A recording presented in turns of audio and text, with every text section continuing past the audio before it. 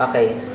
So, ang topic ngayon is angle pair relationships. Ano-ano ba yung relasyon?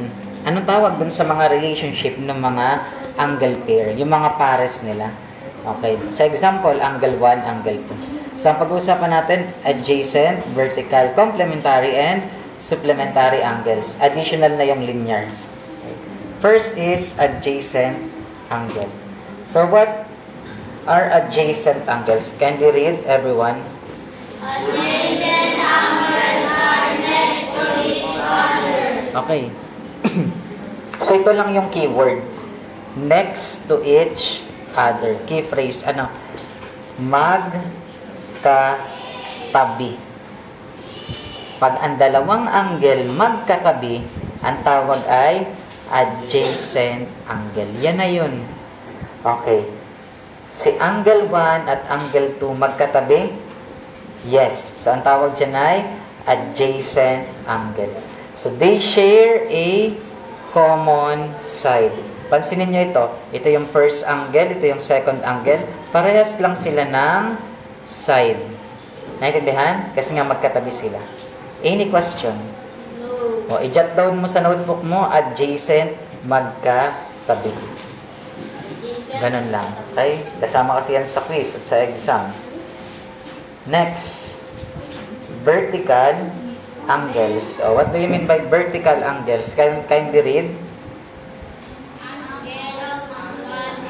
Ready? 1, 2, 3, go.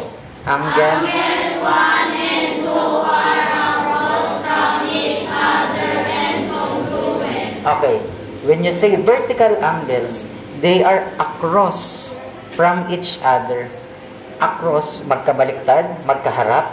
Ano? So, across. Ito, magkatapat. Angle 1 and angle 2. They are vertical angles. Naintindihan? Isulat na lang dyan, magkatapat. Ano? Magkatapat. Yun na yun. Vertical. Meron pa ba ditong vertical angles bukod kay 1 and 2?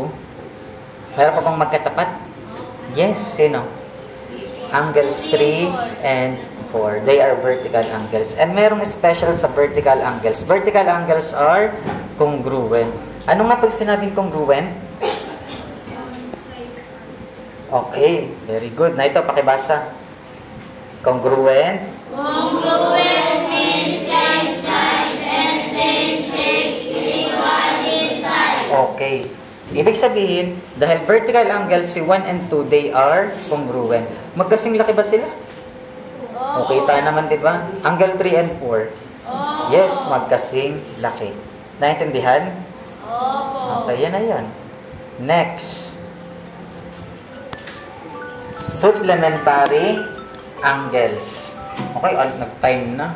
Tapusin na lang natin ito mabilis. When you say supplementary angles, ang sum niya ay 180 degrees. Nakakabuo ng line. Okay? So, para matandaan, 180. 180. When you say supplementary angles, ano ang sum? 180 degrees. Sino kasunod yung picture? Ngayon na din? Okay? So, tapusin lang natin. So, angle 1 and angle 2, pag pinag-add, ang sagot ay 180. Next.